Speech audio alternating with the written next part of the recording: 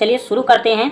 यहाँ जो आज का आपका फर्स्ट महत्वपूर्ण क्वेश्चन है, पूछा जा रहा है कि निम्नलिखित यौगिकों में से किस में आयनिक बंधन नहीं है।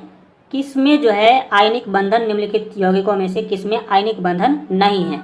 तो एक का जो यहाँ पर आपका सही आंसर होगा वो बी होगा। डैट मीन्स याद रखिएगा मीथेन जो है उसमें आयनिक बंधन जो है नहीं होता है, आयनिक जो बॉन्ड होता है वो इसमें नहीं होता है। चलिए नेक्स्ट देखेंगे। यहाँ पर हम लोग जो है 2 नंबर महत्वपूर्ण क्वेश्चन पूछा जा रहा है कि इलेक्ट्रॉन त्यागने की प्रवृत्ति क्या कहलाती है।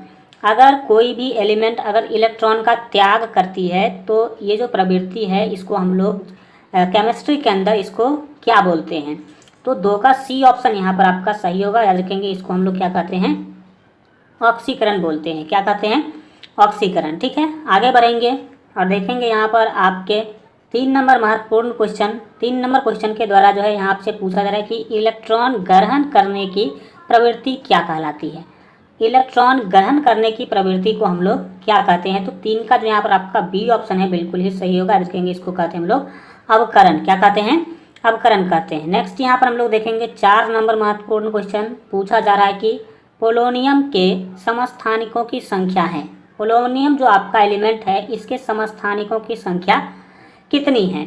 तो 4 का यहाँ जो आपका सी ऑप्शन है बिल्कुल ही सही होगा। याद रखेंगे यहाँ पर जो आपका सही आंसर होगा वो सी यानी कि 27, यानी कि पोलोनियम का जो समस्थानिक है उसका कुल संख्या कितना है, 27 है। नेक्स्ट देखेंगे यहाँ पर हम लोग जो है आपके 5 नंबर महत्वपूर्ण क्वेश्चन को हल्का छोटा कर देते हैं।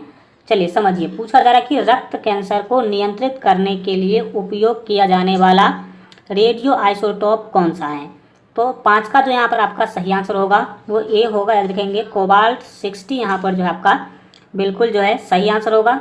चलिए आगे बढ़ेंगे और देखेंगे यहाँ पर आपके 6 नंबर महत्वपूर्ण क्वेश्चन। काफ़ी महत्वपूर्ण क्वेश्चन जो है देखने वाले हैं, तो लास्ट तक बने रहिए, एक भी क्वेश्चन को आप एस्केप नहीं कीजिएगा। 6 नंबर महत्वपूर्ण क्वेश्चन के द्वारा पूछा जा रहा है कि इलेक्ट्रॉन त्यागने की प्रवृत्ति क्या कहलाती है। इलेक्ट्रॉन त्यागने की प्रवृत्ति को जो है हम लोग क्या कहते हैं। तो 6 का जो सही आंसर होगा वो बी यानी कि ऑक्सीकरण यहाँ पर आपका जो है सही आंसर हो जाएगा। चलिए आगे बढ़ेंगे और देखेंगे यहाँ पर आपके 7 नंबर महत्वपूर्ण क्वेश्चन पूछा जा रहा है कि हाइड्रोजन के जलने से संबद्ध प्रक्रिया क्या है।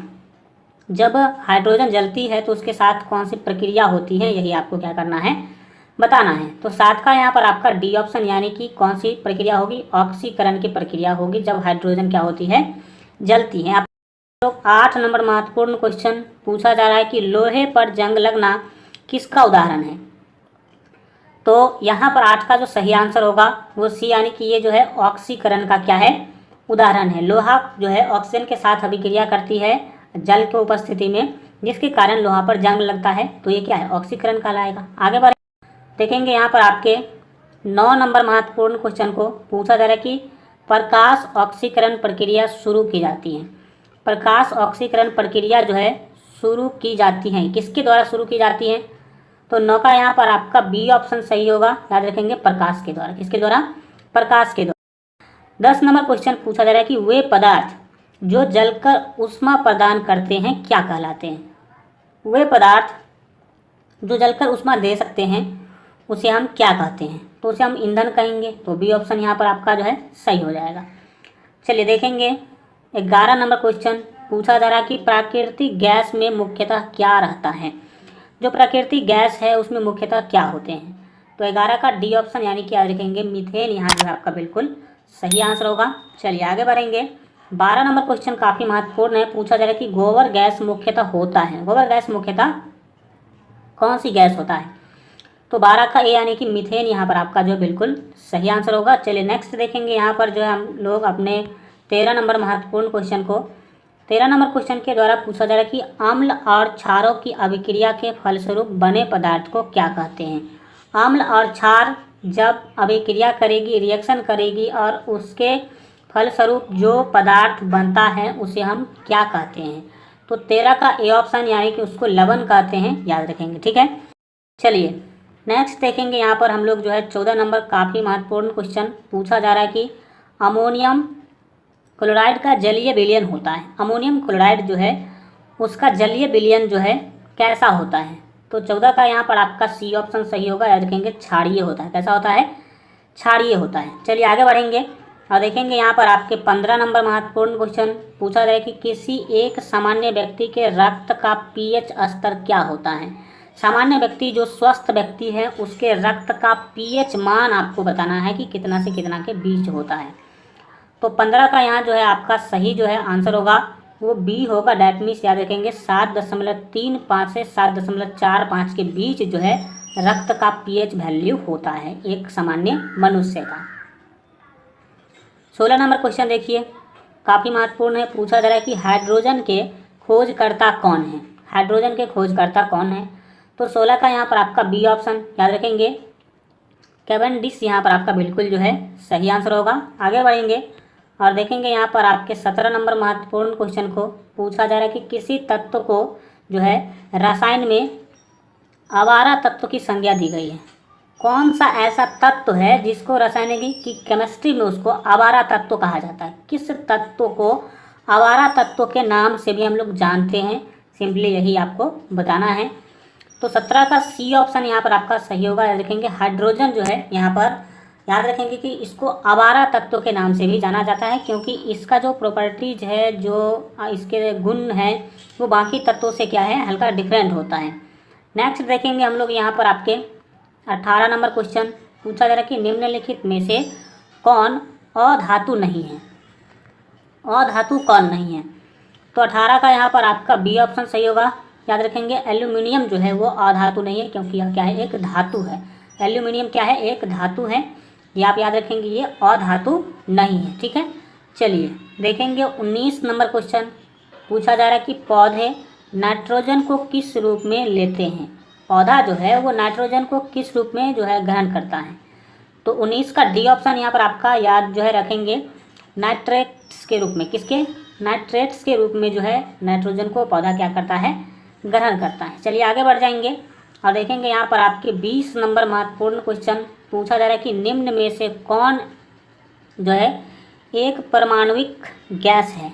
कौन जो है निम्नलिखित में से एक जो है परमाणविक गैस है। ठीक है, तो 20 का जो यहाँ पर आपका बी ऑप्शन है सही होगा। देखेंगे हीलियम जो है एक परमाणविक गैस है। ठीक है, चलिए आगे बढ़ जाइए और देखिए 21 नंबर क्वेश्चन काफ़ी महत्वपूर्ण है। 21 नंबर क्वेश्चन के द्वारा आपसे पूछा जा रहा है कि निम्नलिखित में से किसको सार्वत्रिक विलायक कहते हैं। सार्वत्रिक विलायक किसे कहते हैं। तो 21 का ए ऑप्शन यानी कि पानी यहाँ पर आपका जो है बिल्कुल जो है सही आंसर होगा, जो कि सार्वत्रिक विलायक के रूप में जाना जाता है। चलिए आगे बढ़ जाइए और देखिए यहाँ पर अपने 22 नंबर क्वेश्चन को पूछा जा रहा है कि निम्न पदार्थों में से कौन केवल एक ही तत्व से बना है। कौन ऐसा पदार्थ है जो केवल एक ही तत्व से बना हुआ है। ठीक है, तो 22 का जो यहाँ पर आपका सही आंसर होगा वो सी होगा। डैट मीन्स याद रखेंगे हीरा जो है यहाँ पर आपका बिल्कुल सही आंसर होगा। चलिए आगे बढ़ेंगे और देखेंगे नेक्स्ट यहाँ पर आपके 23 नंबर महत्वपूर्ण क्वेश्चन पूछा जा रहा है कि वह गैस जो वनस्पति के निर्माण में प्रयुक्त होती है वह है। वनस्पति के निर्माण में जो प्रयोग होने वाला गैस है वो निम्नलिखित में से कौन सा है। तो 23 का यहाँ पर आपका बी ऑप्शन यानी कि हाइड्रोजन आपका बिल्कुल जो है सही आंसर होगा। चलिए आगे यहाँ पर देखेंगे काफ़ी महत्वपूर्ण क्वेश्चन है 24 नंबर क्वेश्चन। 24 नंबर क्वेश्चन के द्वारा पूछा जा रहा है कि तत्व जो उर्वरक में नहीं पाया जाता है वो निम्नलिखित में से कौन सा है। वो तत्व जो उर्वरक में नहीं पाया जाता है वो कौन सा है। तो 24 का यहाँ पर आपका जो है बी ऑप्शन सही होगा। देखेंगे वो क्लोरीन है। ठीक है, कौन सा क्लोरीन। ठीक है, चलिए आगे बढ़ जाइए और देखिए यहाँ पर अपने 25 नंबर महत्वपूर्ण क्वेश्चन को पूछा जा रहा है कि निम्नलिखित में से सबसे कठोर पदार्थ कौन है। सबसे कठोर पदार्थ कौन है। तो 25 का यहाँ पर आपका सी ऑप्शन याद रखिएगा कि हीरा जो है ये दुनिया का सबसे कठोर पदार्थ है और ये इतना कठोर है कि अगर आप इसको आप जैसे 5 फीट के व्यक्ति है और खड़े हैं आप और इसको अगर अपने हाथ से छोड़ देते हैं और ये फर्श पे टकराती है तो ये अपने आप में टूट भी जाती है। क्यों? और ये आसानी से टूट जाती है। इसके टूटने का कारण है कि ये बहुत ही कड़ा होती है और कड़ा होने के कारण ये ज़्यादा जो चोट है उसको सहन नहीं कर पाती है और ये टूट जाती है। ठीक है, तो तरह कि निम्नलिखित में से कौन सा पदार्थ एक अतिशीतित द्रव्य है। एक जो है कौन सा पदार्थ जो है एक अतिशीतित द्रव्य के रूप में भी जाना जाता है। तो 26 का जो यहाँ पर आपका बी ऑप्शन है बिल्कुल सही होगा। देखेंगे कांच यहाँ जो है आपका बिल्कुल सही आंसर होगा। चलिए आगे बढ़ेंगे, काफ़ी महत्वपूर्ण क्वेश्चन जो है देखने वाले हैं। 27 नंबर क्वेश्चन के द्वारा पूछा जा रहा है कि निम्नलिखित में से कौन हरित गृह गैस है।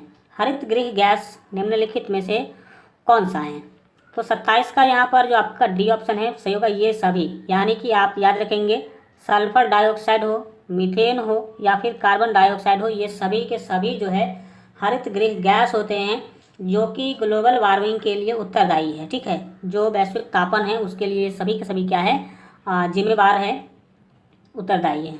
चलिए आगे बढ़ेंगे और देखेंगे यहाँ पर आपके 28 नंबर क्वेश्चन पूछा जा रहा है कि फास्फोरस प्रचुरता से किसमें पाया जाता है। फास्फोरस जो है प्रचुरता मतलब होता है कि बहुत ही अच्छा मात्रा में किसमें पाया जाता है। तो 28 का यहाँ पर आपका बी ऑप्शन यानी कि याद रखेंगे प्रोटीन, यहाँ पर आपका बिल्कुल जो है सही आंसर हो जाएगा। चलिए देखेंगे यहाँ पर आपके 29 नंबर क्वेश्चन पूछा जा रहा है कि हीरे का 1 कैरेट कितने मिलीग्राम का होता है। 1 कैरेट हीरा जो है कितना मिलीग्राम होता है। ठीक है, तो 29 का यहाँ पर आपका डी ऑप्शन सही होगा। याद रखेंगे 150 mg हीरा को हम 1 कैरेट बोलते हैं। क्या बोलते हैं, 1 कैरेट। चलिए आगे बढ़ेंगे और देखेंगे यहाँ पर आपके 30 नंबर महत्वपूर्ण क्वेश्चन पूछा जा रहा है कि अधातु के ऑक्साइड प्रायः होते हैं। जो अधातु के ऑक्साइड होते हैं वो प्रायः क्या होते हैं। तो 30 का यहाँ पर जो आपका सही आंसर होगा वो सी होगा। डेट मीन्स याद रखेंगे वह एक क्षारीय होता है। धातु का ऑक्साइड हमेशा क्या होती है, प्रायः। देखेंगे आपके 31 नंबर महत्वपूर्ण क्वेश्चन पूछा जा रहा है कि आग बुझाने वाली गैस कौन सा है। आग को बुझाने वाला गैस जो है वो कौन है। तो 31 का यहाँ पर आपका बी ऑप्शन जो है बिल्कुल सही होगा। याद रखेंगे कार्बन डाइऑक्साइड जो है वो आग बुझाने वाली गैस है, क्योंकि कार्बन डाइऑक्साइड जो है अगर आप रिलीज करते हैं तो वहाँ से क्या करती है, वो ऑक्सीजन को रिमूव कर देती है। और ऑक्सीजन जैसे रिमूव होगा, ऑक्सीजन नहीं रहेगा जहाँ, तो वहाँ पर क्या होगा, आग नहीं पकड़ पाएगी, क्योंकि आग जलती है किसके सहारे, ऑक्सीजन के सहारे। 32 नंबर क्वेश्चन है हंसाने वाली गैस है। हंसाने वाली गैस कौन सा है, जिसको हम लोग लाफिंग गैस के नाम से भी जानते हैं। तो 32 का यहाँ पर आपका सी ऑप्शन सही होगा। लिखेंगे नाइट्रस ऑक्साइड जो है, जिसको हम लोग लाफिंग गैस के नाम से भी जानते हैं, अगर जिस एरिया में इसको रिलीज किया जाता है तो उस एरिया के व्यक्ति हंसने लगते हैं। ठीक है, यहाँ देखेंगे हम लोग 33 नंबर क्वेश्चन पूछा जा रहा है कि सूर्य में होता है, सूर्य में क्या होता है। तो 33 का ये ऑप्शन याद रखेंगे हाइड्रोजन व हीलियम, ये दोनों प्रचुरता में पाया जाता है। ठीक है, किसमें, सूर्य में। चलिए देखेंगे यहाँ पर आपके 34 नंबर महत्वपूर्ण क्वेश्चन को। 34 नंबर क्वेश्चन है कि मानव शरीर में प्रचुर मात्रा में कौन सा तत्व होता है। मानव के शरीर में प्रचुर मात्रा मतलब अधिक मात्रा में कौन सा तत्व होता है। ठीक है, तो 34 का यहाँ पर आपका ए ऑप्शन सही होगा। लिखेंगे ऑक्सीजन, यहाँ पर आपका बिल्कुल जो है सही आंसर होगा। चलिए यहाँ पर देखेंगे हम लोग आपके 35 नंबर क्वेश्चन पूछा जा रहा है कि रबर के वल्कनीकरण के लिए उसमें मिलाया जाता है। रबर का वल्कनीकरण करने के लिए उसमें क्या मिलाया जाता है। तो 35 का यहाँ पर आपका डी ऑप्शन सही होगा। लिखेंगे सल्फर मिलाया जाता है। क्या मिलाया जाता है, सल्फर। ठीक है, और आपको बता दें कि गाड़ी के जितने भी टायर हैं, जितने भी प्रकार के गाड़ी हैं और सभी का जो टायर बना है वो वल्कनीकरण प्रोसेस से ही बना है। किससे, वल्कनीकरण प्रोसेस, जिसको हम लोग वल्कलाइजेशन कहते हैं, उसी प्रोसेस से बनता है।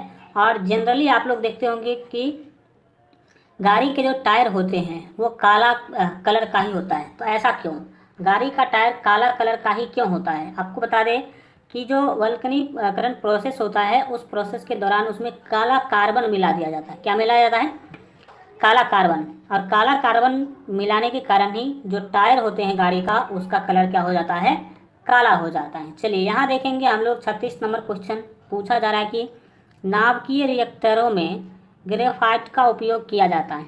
नाभिकीय रिएक्टर में ग्रेफाइट का उपयोग जो है किसके रूप में किया जाता है। तो 36 का यहाँ पर आपका बी ऑप्शन सही होगा। याद रखेंगे बी मंदक के रूप में। किसके रूप में,